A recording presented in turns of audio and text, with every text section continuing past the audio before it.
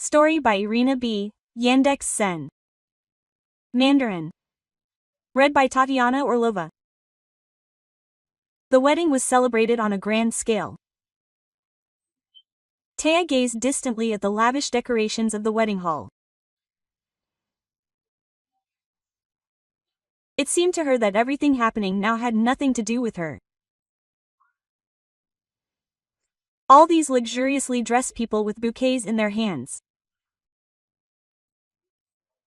This pompous man next to her with an unpleasant, saccharine smile and sly, narrowed eyes. The woman opposite, in a long velvet dress, was saying something to them with an unnatural smile. So, you agree?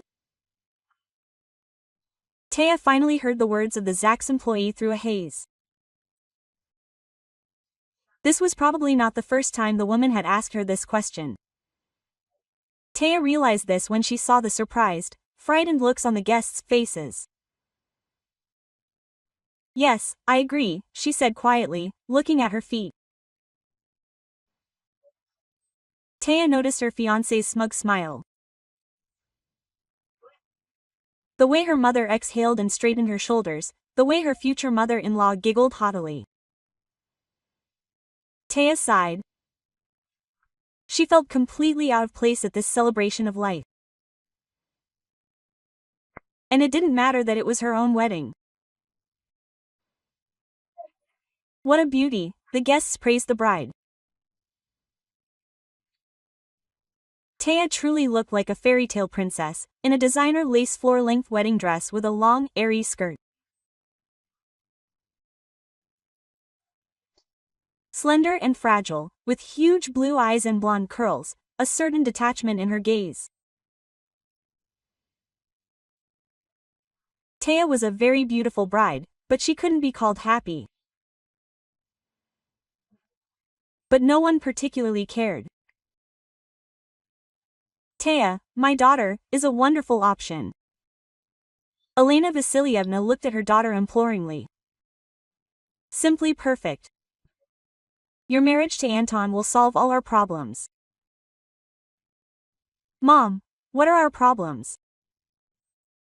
I, for example, don't have any problems that this marriage can solve. On the contrary, they will appear if I do. You have to understand that your brother and I need help, and that requires a lot of money.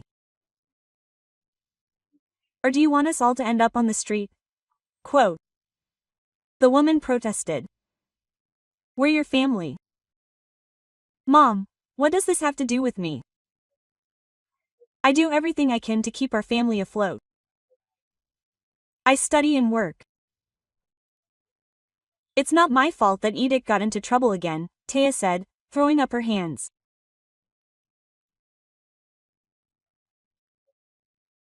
It's not my fault, I don't argue, but, I repeat, we are one family and therefore we must support each other, Elena Vasilievna declared categorically. And if you can help, you should help. I agree to support.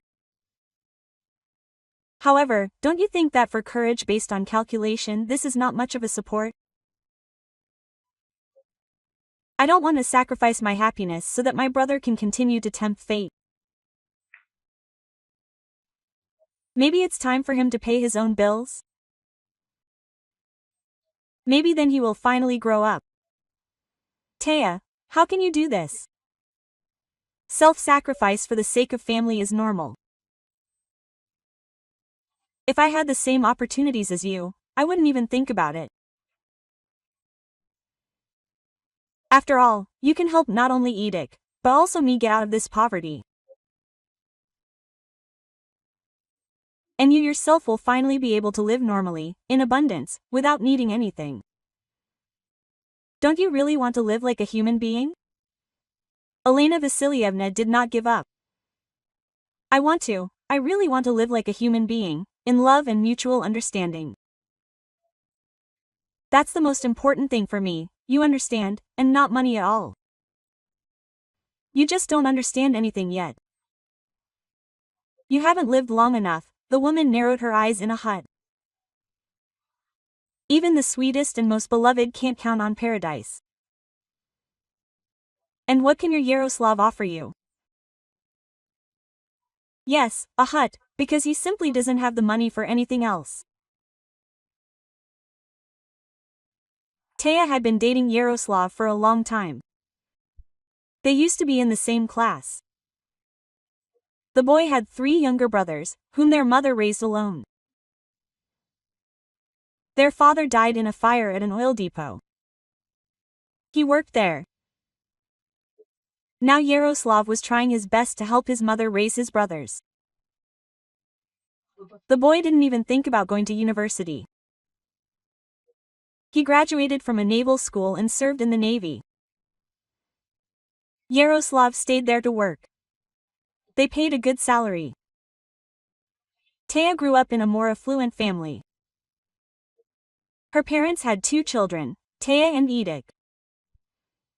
Her brother was 3 years younger than Taya. Elena Vasilyevna's husband traveled on business trips all his life, providing for his family.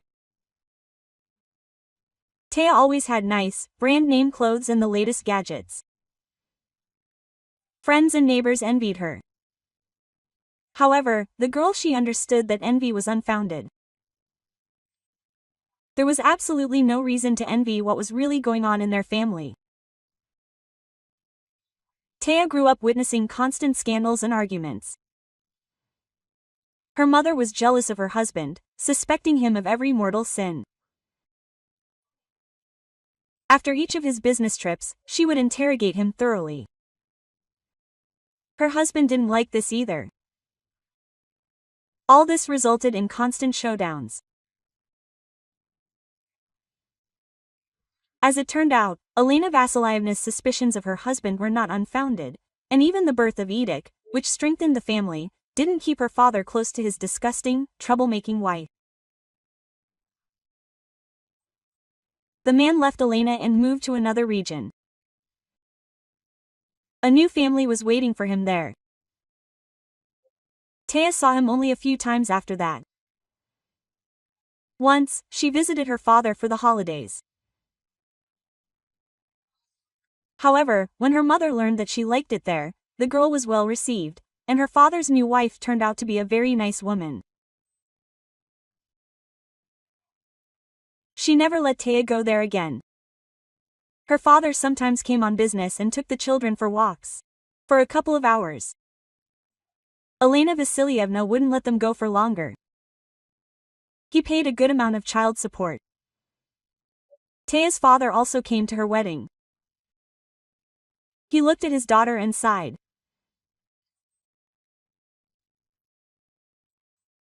He didn't miss what the girl's mother tried to ignore: her reluctance to marry this pompous young man dressed in an expensive designer suit.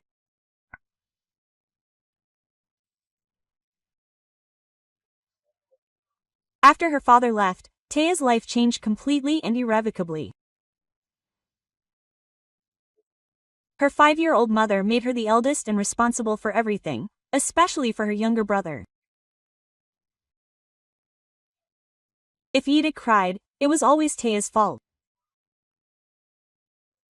The younger brother soon realized this perfectly well and took advantage of it in every way. Edith was allowed everything. He got any toy he wanted at the first request.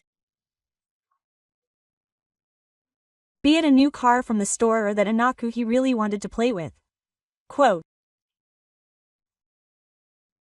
"Are you stingy with your little brother?" The girl's mother scolded, taking the toy away. Edith needed the doll simply for self-affirmation. Quote, "No, you're not going for a walk with him today. With your girlfriends? Who's going to babysit Edith?" The mother declared peremptorily. "But I asked you yesterday." "You gave me permission yourself," the girl protested. "I forgot yesterday that I need to get a manicure after work today, so you can hang out with your girlfriends later." Later, all of Taya's wishes came true. The mother showed little interest in what her daughter wanted and dreamed of. the girl signed up for dance classes herself, which she attended for 8 years. Taya studied herself, dreaming of entering university to become a psychologist. The mother didn't think it was necessary to spend money on tutors for her daughter. Quote, "You're a smart girl, you'll prepare yourself. It's more difficult for Edic. He can't concentrate on one thing. Such a gifted boy, but so inattentive. He definitely needs tutoring," Elena Vasilyevna said.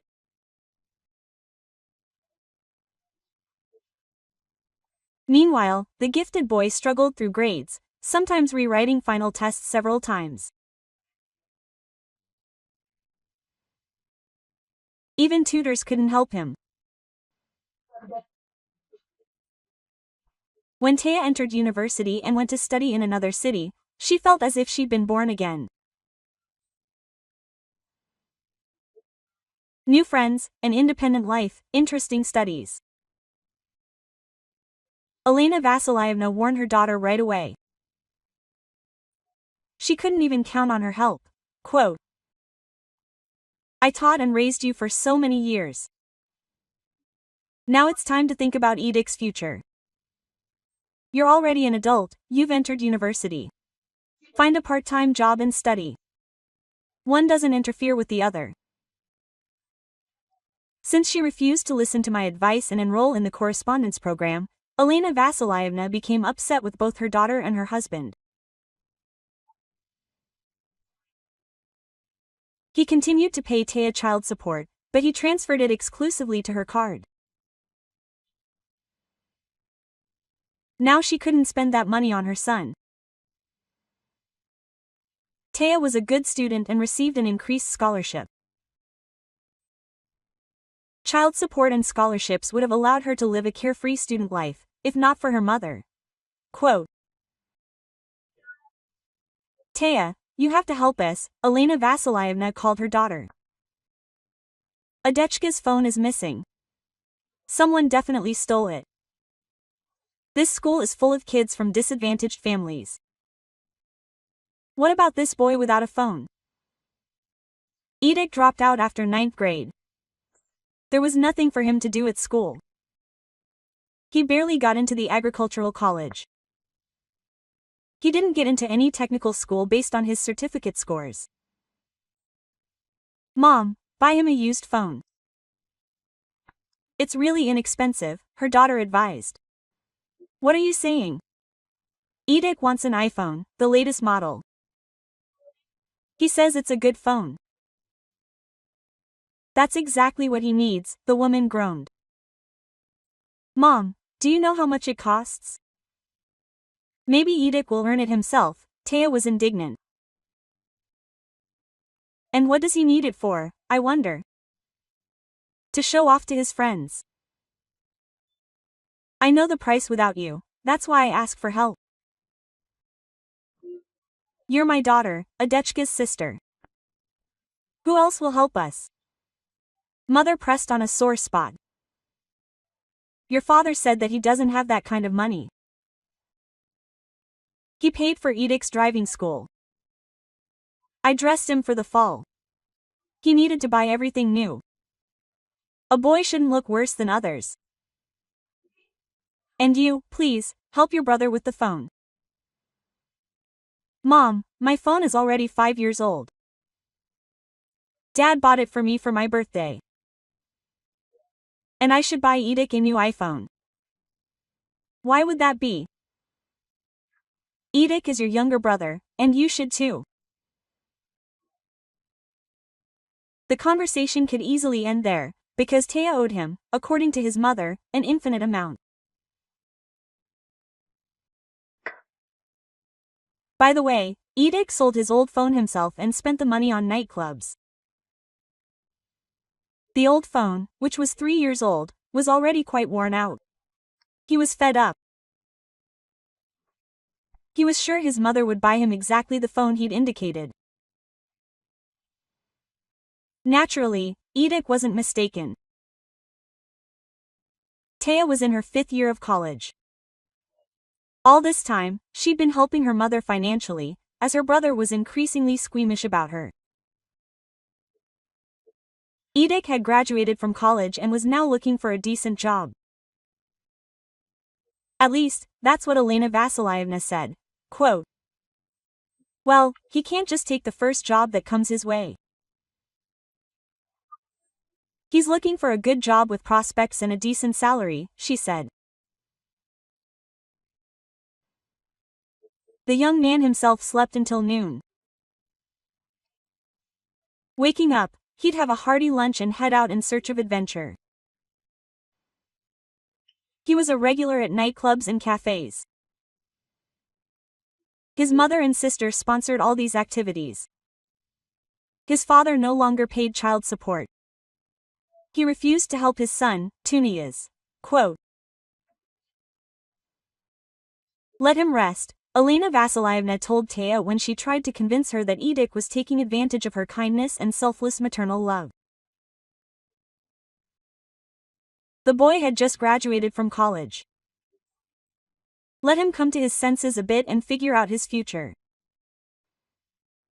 Mom, let him get a job and figure out his future as much as he wants. It's like you always told me, study and work. So let him work and figure it out. You can always change careers," Taya shrugged. She was getting pretty tired of supporting her younger brother. However, she felt sorry for her mother, as she definitely couldn't provide for Edith alone. Her brother's demands were only growing. By the time he graduated, he really demanded, that he'd studied just as his mother wanted, so she owed him something. Buy him a nice foreign car. Elena Vasilyevna, who had spent all her money on her son's desires, called her ex-husband.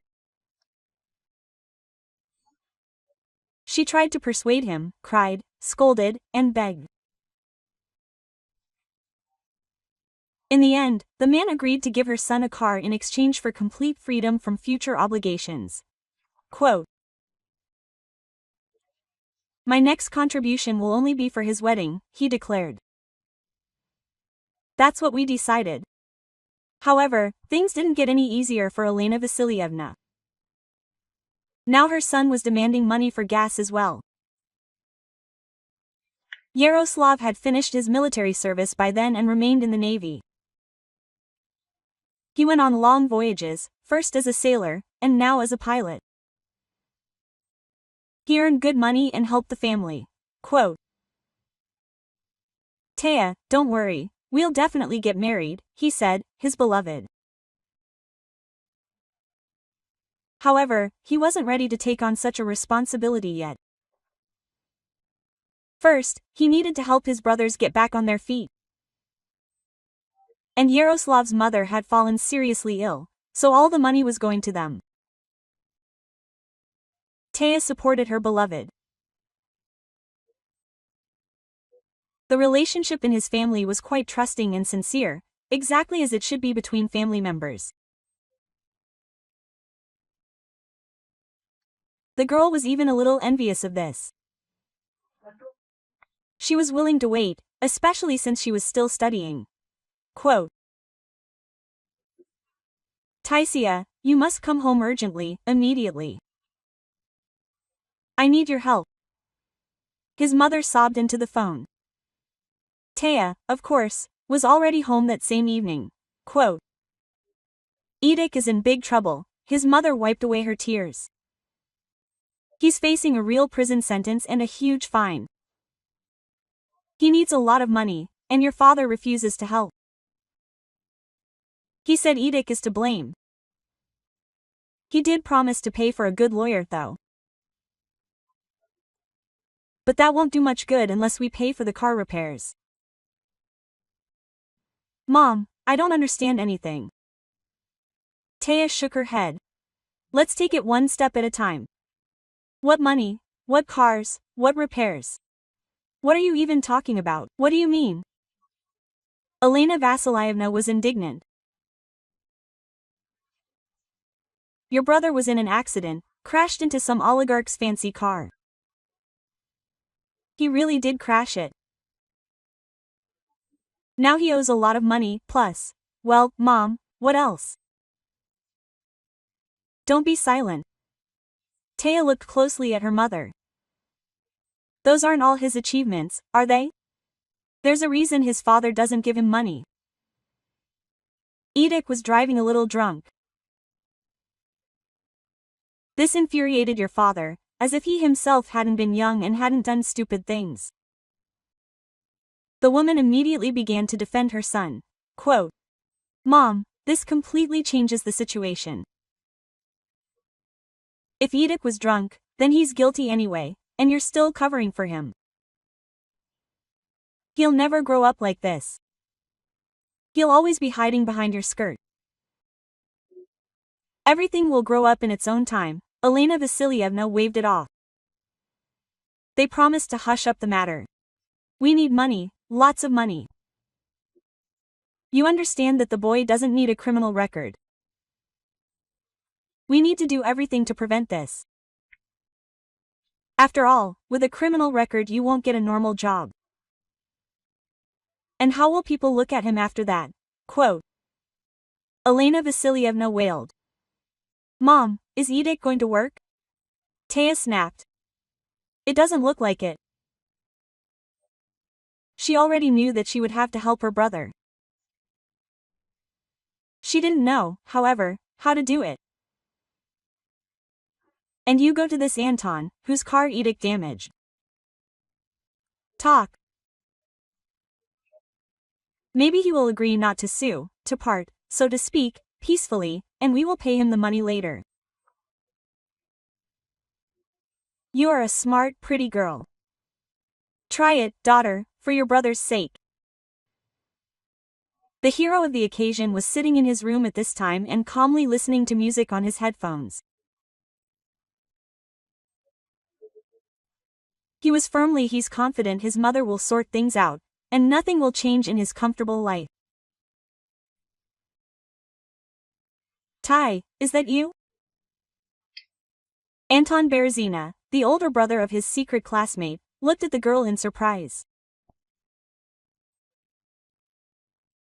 He looked very much like Gosha, the younger Berezina, just as plump, with a sly smile and small, darting eyes.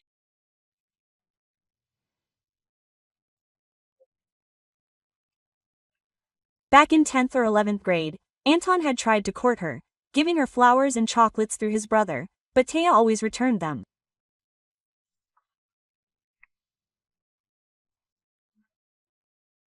Firstly, she was already dating Yaroslav by then, and secondly, she didn't like Anton at all, and his gifts irritated her. Hello, Anton, Taya sighed. The hour of reckoning has come, she thought. So that was your brother? Berezina walked back and forth in his luxurious office. Who would have thought that such a pleasant, well-mannered young lady had such a slacker brother? You know that Edic hangs out in pubs. He doesn't just drink alcohol, Taya, he plays in online casinos. Edic, besides the car, already owes me a lot of money. Here, I have his receipts. The man took out several notebook sheets. On them, in his brother's uneven handwriting, with mistakes and corrections, were receipts written. When Taya estimated the amount of the debt, she gasped. To pay it off, he and her mother will have to not only sell the apartment, but also take out considerable loans. I wouldn't be surprised, the man continued. If Edic deliberately staged this accident, wanted to kill me so as not to pay off the debts. Anton, I don't believe it, Taya exclaimed. She realized that the man would not drop the accusations. How about we go to a restaurant? Suddenly, out of the blue, that's where Anton suggested. After all, you didn't just come to me for no reason. I understand our conversation will be long, we'll continue it there. I'm kinder when I'm full, the man chuckled, wiping the sweat from his forehead.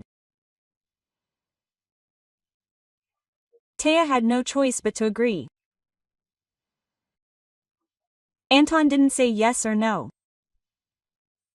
It seemed he enjoyed keeping Taya in constant suspense. Her mother constantly reminded her of her duty to the family, that Edic's future directly depended on her.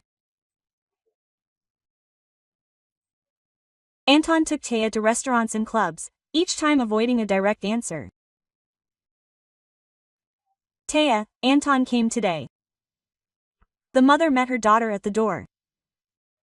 Taya now came home every weekend. Her brother's problems just weren't going away on their own. Her constant participation was required.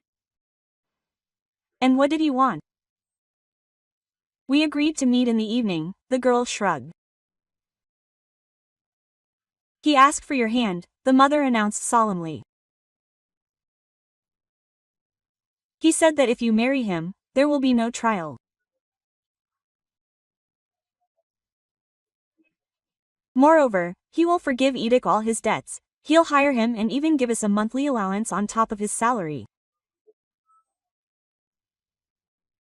Can you imagine? This Anton of yours is a golden man.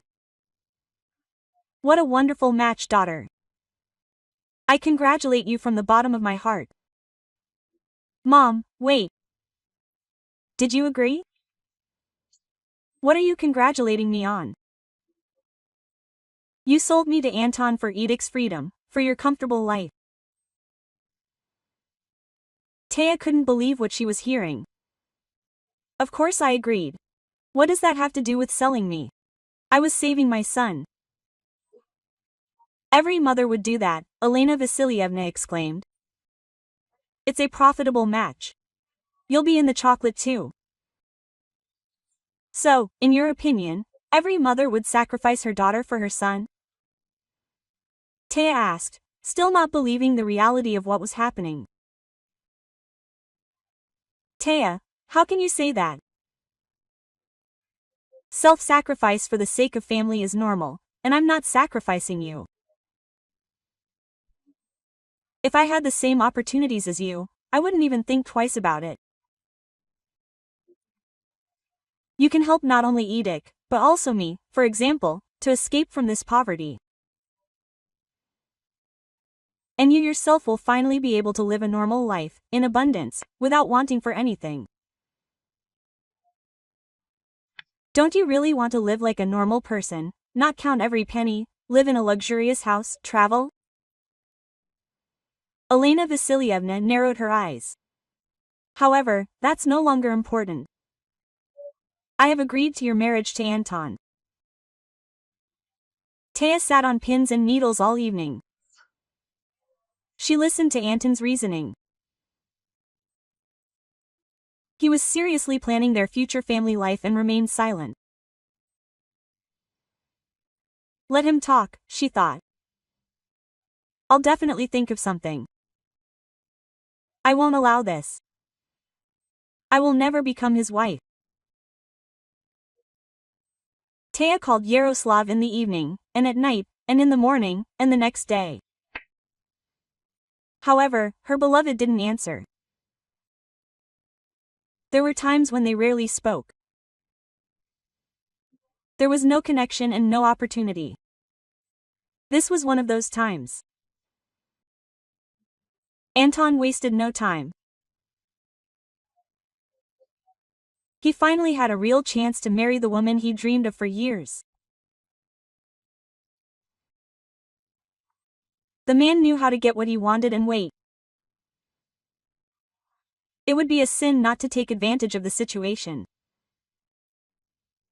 Marriage applications had already been submitted, a wonderful dress and expensive rings had been purchased. The best restaurant and a toastmaster from the capital had been booked. Yaroslav still hadn't contacted him. Taya gazed distantly at the lavish decorations of the wedding hall. It seemed to her that everything happening now had nothing to do with her. But all of this was happening to her.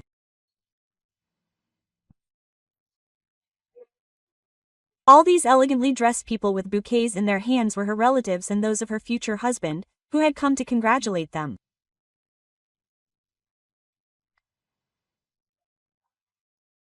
This man next to her, with a nasty, cloying smile, sly, narrowed eyes, and a trace of steam on his forehead, was her future, unloved husband. The woman, on the other hand, in a long velvet dress, was saying something with an unnatural smile.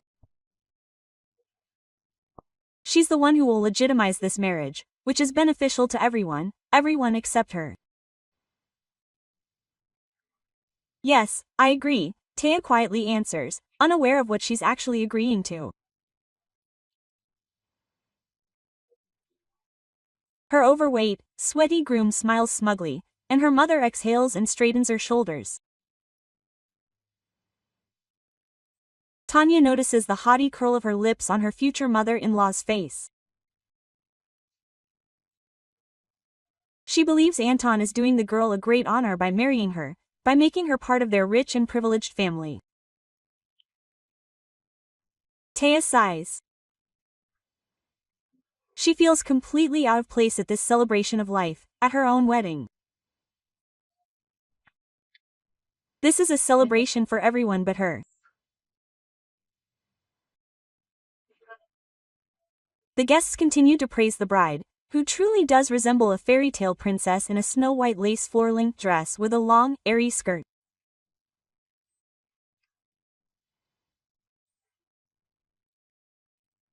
A slender and fragile fairy, with huge, sad blue eyes and blonde curls, who has stumbled upon this celebration of life completely by accident.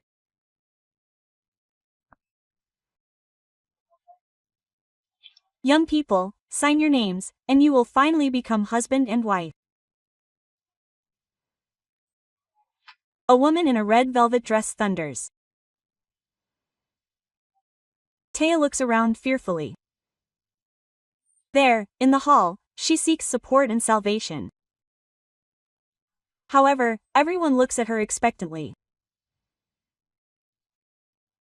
Now she will sign and finally become Anton's wife. The girl closes her eyes and picks up a pen. No! A loud scream deafens those present and ruins the solemnity of the moment. Yaroslav stands at the threshold of the wedding hall.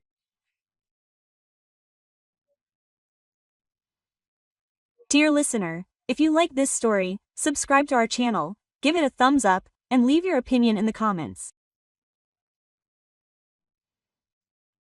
This story was read for you by Tatiana Orlova. The author of the story is Irina B. Yandex Sen Mandarinka.